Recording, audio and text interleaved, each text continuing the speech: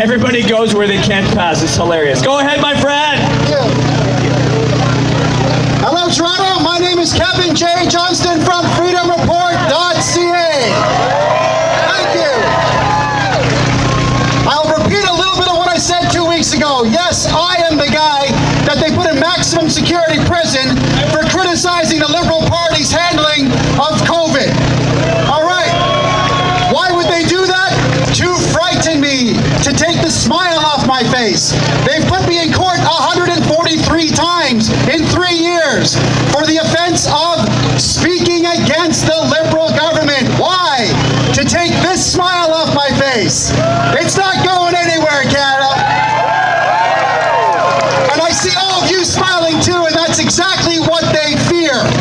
So what I want to talk about right now are some more of the rights that perhaps you don't know that you have, and to take away some of the rights that city staff think that they have over you. You may know that I'm an investigative journalist and a big mouth. And what I do is I make sure that anyone that threatens me is uncomfortable. I don't hit them, I don't swear at them, I don't insult them. But I look into everything they say. Toronto bylaws and Mississauga bylaws and every single bylaw in every town in the province are working off of the same template where they say you shall wear a mask. That is archaic language that says optional. What they're doing is telling everybody here that you shall wear it, but we're going to use language that sounds official, so you are afraid. Don't listen to it. It's nonsense. It's a lie. Now, I've spent the last month calling every bylaw office in Southern Ontario from Niagara Falls to Oshawa to ask a simple question. Do bylaws pertain to citizens of the city or just to staff of the city in which that bylaw is written? Not a single one of them has an answer. I have the answer. The answer is it pertains to those who work for the city or have a contract with the city, but not to the rest of us. A bylaw is something that a corporation writes. Cities in Canada are corporations. They work as tax collectors for the provinces in which they are in, which is why every time someone gets a ticket for not wearing a mask, that ticket gets thrown out of court. The courts know it's a lie. They don't want to get sued themselves, so they throw everything out. And what you walk out of the courtroom with is a sigh of relief saying, oh, I didn't have to pay that ticket. No, that's not where it ends, everyone. Now what you do is you say, thank you for throwing out this bogus ticket, this illegal ticket. Now I'm going to sue the city and the province for allowing this to happen. That's what you do. Collectively, I see a lot of faces here. If each and every one of you filed a small claim against the government of Ontario and your local residents, all of you, that would be, I can see 2,000 lawsuits right now, plus the lawsuits all your friends and family are going to file. We can bankrupt individual politicians. That is our plan, because that's what they're doing to us.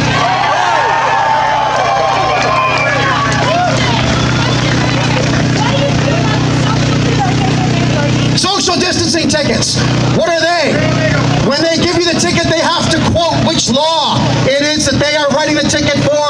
If it's a bylaw, it's nothing. You fight it on the spot. And if you feel like it, if you want to go a little bit further, which I'm trying to do myself, but unfortunately bylaw officers know who I am and don't come near me. But if a bylaw officer says, you do what I say or I'm going to take money from you, that's extortion. That is a federal crime. What the Americans call a felony, what we call an indictable offense. Make a citizen's arrest on the spot for extortion, call the police, and have them finish off the arrest. We are not going to put up with bylaw officers anymore. I've gone to half of the homes of the bylaw officers in Mississauga, and do you know what happens when you go there to drop off a legal letter saying you're banned from my property?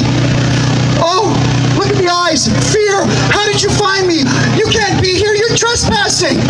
Hey, they don't like it. It terrifies them.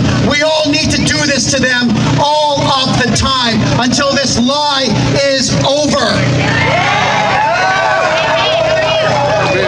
I want to remind everybody that back in the 19 1970s, they guaranteed us that there was going to be a new ice age. What happened? 5 years later, they said we were going to have global warming. We weren't afraid of that. That generation was far too clever, so they tried acid rain. That didn't work. So then they tried AIDS. They told us if you hold hands, if you kiss, if you get into big crowds like this, you're going to get AIDS and die. I'm 49 years old. I first heard about that nonsense when I was 17.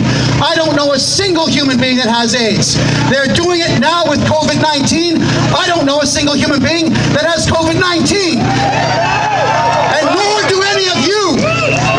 Now, what is COVID-19?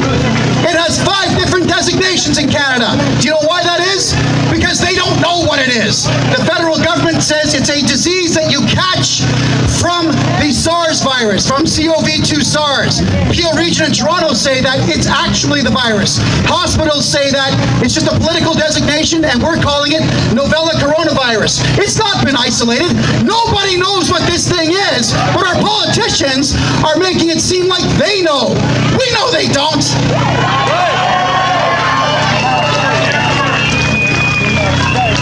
I have been fighting this for a very long time.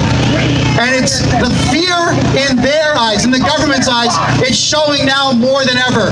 To arrest Chris Sky, to arrest Brian Burke, to arrest me, to arrest Derek Story and everybody else that they've arrested just for telling the truth, tells us that our politicians are afraid of the truth getting out.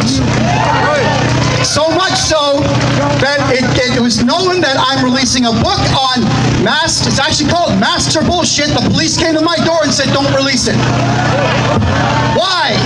Because Bonnie Crombie, the mayor of Mississauga, is terrified of what's in there about her. Because John Tory's afraid of what's in there about him. Because Doug Ford doesn't want the truth about the lie of COVID getting out to anyone. The mask that you wear, everyone, has holes that are huge. If you take the virus and blow it up to the size of a grapefruit at 10 centimeters, the hole in your mask is the length of a basketball court plus 20 more feet. Think about that. If you take that scale, that mask is going to be 670 miles wide. Now put a face into that mask and have that face sneeze grapefruit-sized viruses. How many grapefruits are going to be stopped by holes that are longer than a basketball court? It's all a lie. It's meant to control your mind. It's meant to make you passive. And I love you, Toronto, for not putting up with it any longer.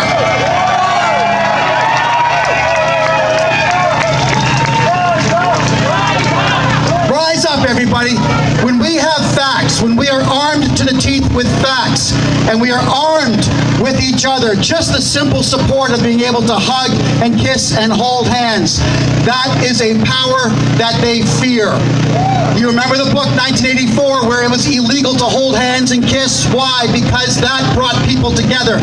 People who are in situations when they can do what is human have more power than those who are trying to oppress them. This is power. What we have right now is power, and I want all of us to make sure that we, now and forever, will keep our power and mock our politicians, sue our politicians, and arrest